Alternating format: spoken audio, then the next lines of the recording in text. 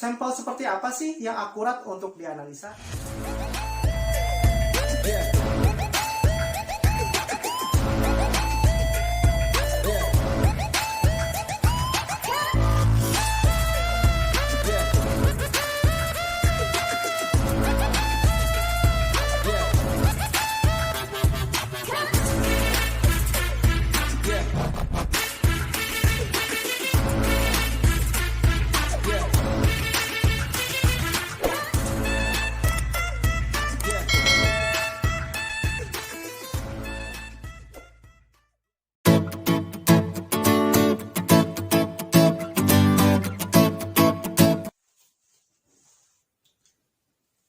Sampel seperti apa sih yang akurat untuk dianalisa? Nah, untuk bahasan ini saya akan membahas dari sampel yang biasa kami sebagai grafolog menganggap itu akurat, gitu ya. Jadi sampel yang kami analisa itu biasanya adalah sampel-sampel terbaru. Terbaru hitungan jarak waktunya kurang lebih 2 bulan terakhir. Kalau bisa lebih dari 1 sampel, gitu, supaya memperlihatkan pola-pola grafis yang berulang. Sehingga kelihatan, oh ini sifat-sifat yang menetap pada orang tersebut. Gitu. Jadi yang pertama sampel yang terbaru.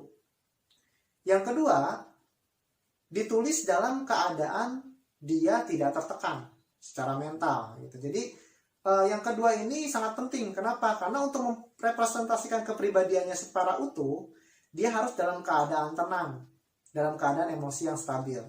Jangan sampai dalam keadaan dia terpaksa, dalam keadaan dia tidak mau menulis, dia dipaksa untuk menulis. Sehingga akan muncul juga di sana ciri-ciri yang tidak akurat di sana, yang muncul karena keterpaksaan gitu.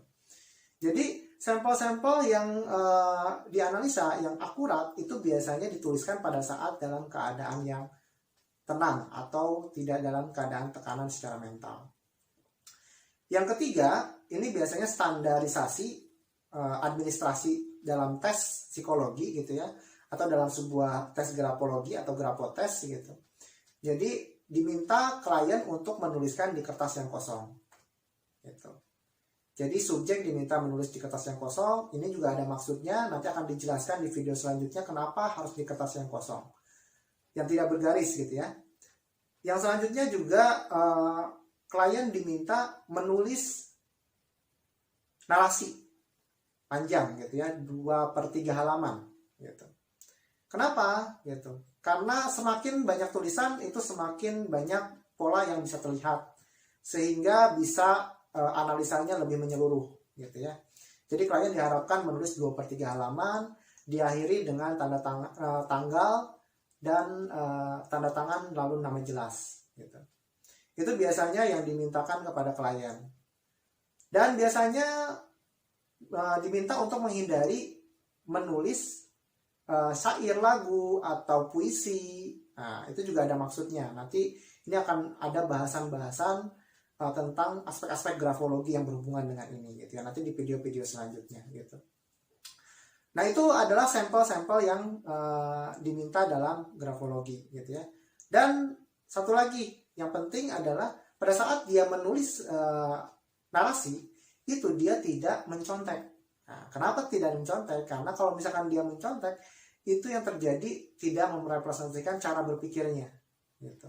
Karena dia melihat dari tulisan orang lain atau dia melihat dari Google, sehingga proses mentalnya tidak terlihat secara utuh gitu. Jadi diharapkan klien pada saat menulis adalah menulis yang ada di pikirannya sendiri. Itu untuk mendapatkan sampel yang akurat. Sampai di sini kita sudah mengenal grafologi. Semoga bermanfaat untuk Anda. Dan untuk selanjutnya nanti akan banyak bahasan tentang grafologi. Jangan kemana-mana, tetap di channel Richard Afandi. Jangan lupa like, comment, dan subscribe.